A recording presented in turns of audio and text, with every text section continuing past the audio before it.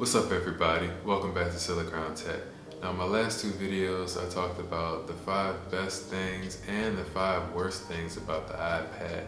Now depending on who you ask, those topics can be hit or miss for a lot of people in their use case of the iPad. But today I want to talk about more specifically how I use my iPad. Now I own a 2020 12.9-inch iPad Pro, and I've had it since July of 2020. And I want to get into the 5 ways I use my iPad Pro on the daily. For number one, I love to use the iPad for learning. And if you would have told me this when I first got it, I probably would have looked at you strange, confused. What do you mean? I'm just gonna watch a ton of movies and play games on this thing. And I did get the iPad in the height of the craziness and changes that were going on in the world at the time. As I mentioned, I got it in July of 2020. So with a lot of the at-home time and more downtime with just things being closed, I wanted to learn more things and get into more projects such as this YouTube channel. And with those new goals, the iPad became a very useful tool and resource. One of the things that I picked up learning over the last year and a half or so is language learning. And of course the iPad has a ton of apps for that. Some are more popular and a lot of low-key helpful apps that are going to help you to learn or be more comfortable with different languages. Also just the note-taking ability of the iPad definitely lets me jot down a lot more things and allows me to organize my notes how I want them and want to kind of reflect on them and to be able to understand where I'm going and just labeling certain goals and getting different learning objectives done. And also being able to consume media on these subjects when it comes to looking at different shows in different languages, of course looking at YouTube videos about learning different languages, as well as listening to the music of different cultures when I'm doing things like browsing the web or different other productivity work. But of course that's not all of what I'm learning because I'm very new to YouTube and getting this channel up and running. So there's a lot of things I have to learn about editing, and YouTube is also a good source for that. So both in the video space and the photo space. As I mentioned, the iPad has been a great tool to accomplish these things on. Now, in this particular space, a lot of people might look at it as not the most traditional tool to get up and running with these skills. And I will argue that because coming into the iPad and using the different editing apps, I was able to go much slower. So it's not as many options in editing as I can see on the kind of more traditional, more reputable programs on a MacBook or even Windows PCs. But it's definitely helping me in just terms of a slower pace and being learn how to edit on this machine. So in those two aspects, the iPad has helped me tremendously in learning and accomplishing my goals with those, as well as, of course, all of the random stuff that you learn on the web. So in my free time, when I'm web browsing, it's very helpful to put Safari on one side and my notes on the other side and split screen and learn and take notes on whatever subject I'm looking at for that particular day. And now my second best use of the iPad is media consumption. So now we're talking about something that I saw myself using the iPad for, just consuming media.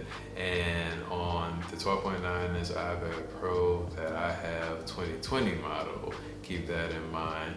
The screen is amazing. So that Liquid Retina LCD screen is top notch. Now Apple has made strides with a better screen on the M1, model iPad Pro, the 12.9 inch specifically, earlier this year, and having that mini LED screen, which is better in terms of replicating those deeper blacks and having a higher nit rating when it comes to the screen. But I still really rock with the LCD screen in the 2020 iPad Pro.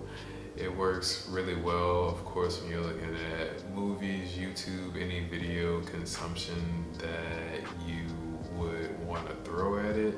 It's a really amazing screen and the best portable screen that I own.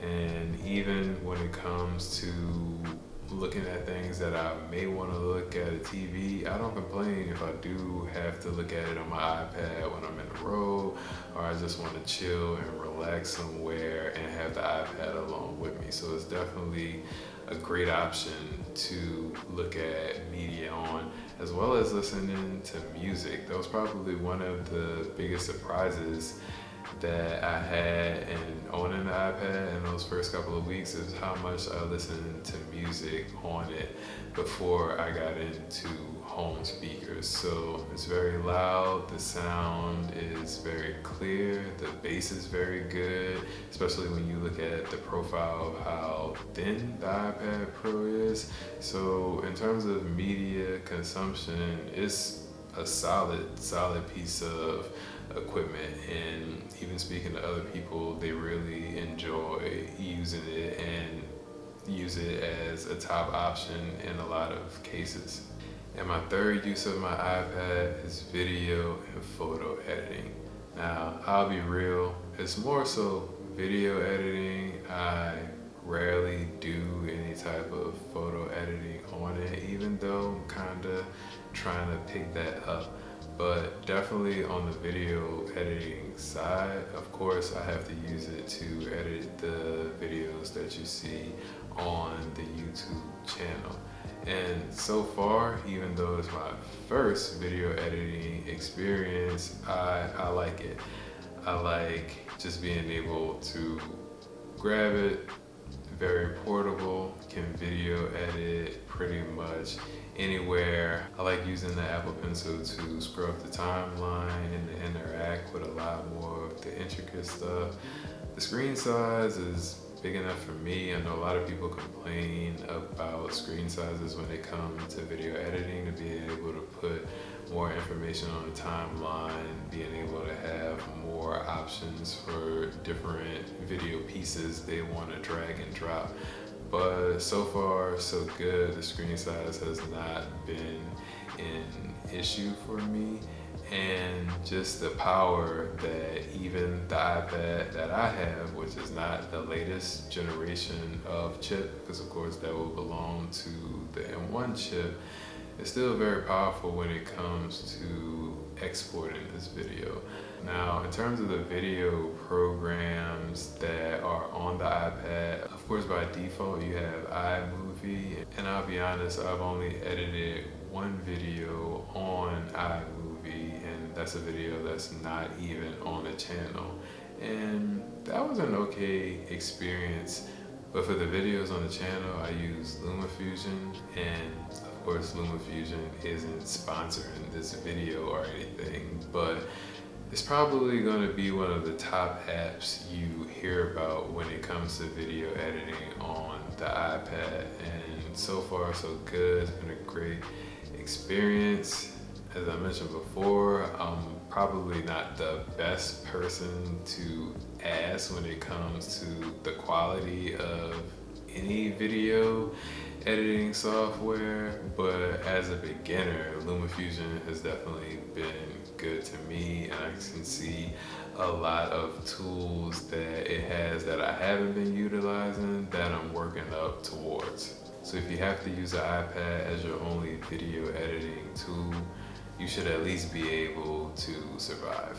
And the fourth most common use of my iPad goes to communication.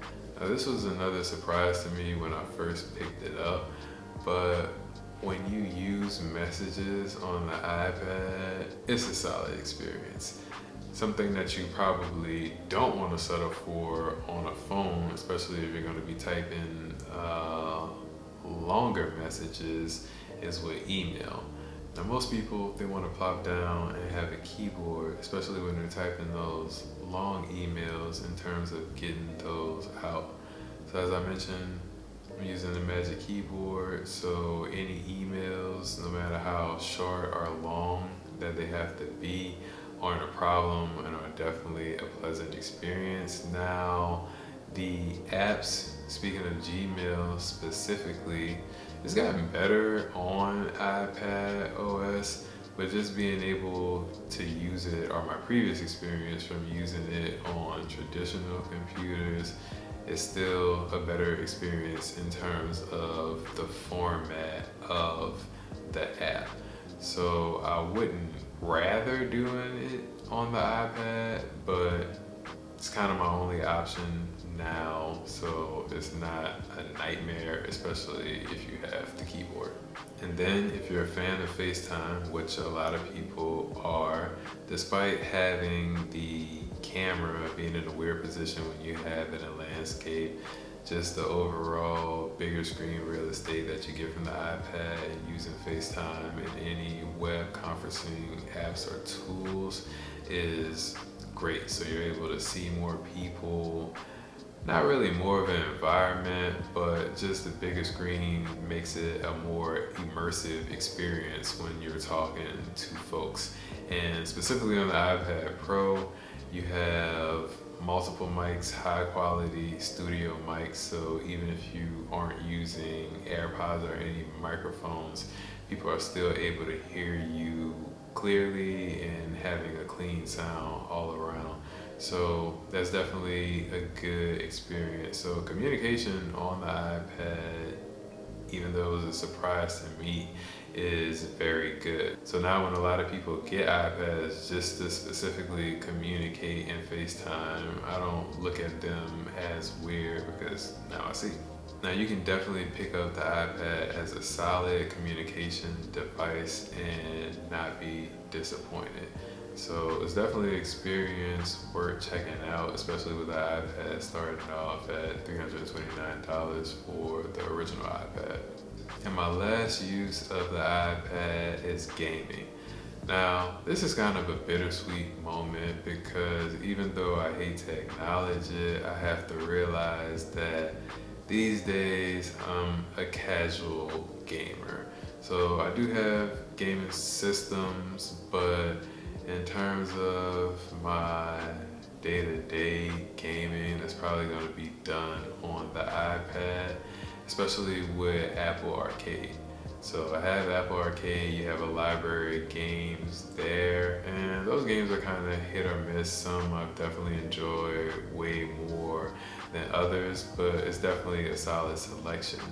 So I enjoy the iPad's larger screen, and I'm able to use the controllers that I have lying around. So my PS4 controller. Now, as I mentioned, you can use Apple Arcade, and of course you can buy games on the App Store. And just between those two options, there are a ton of things for everybody.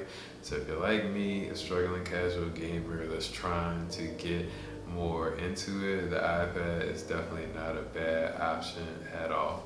So those are the 5 ways I use my iPad the most.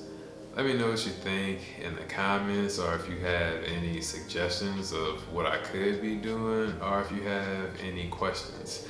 Thanks for watching the video. Like and consider subscribing to the channel. See you on the next video. Be easy and peace.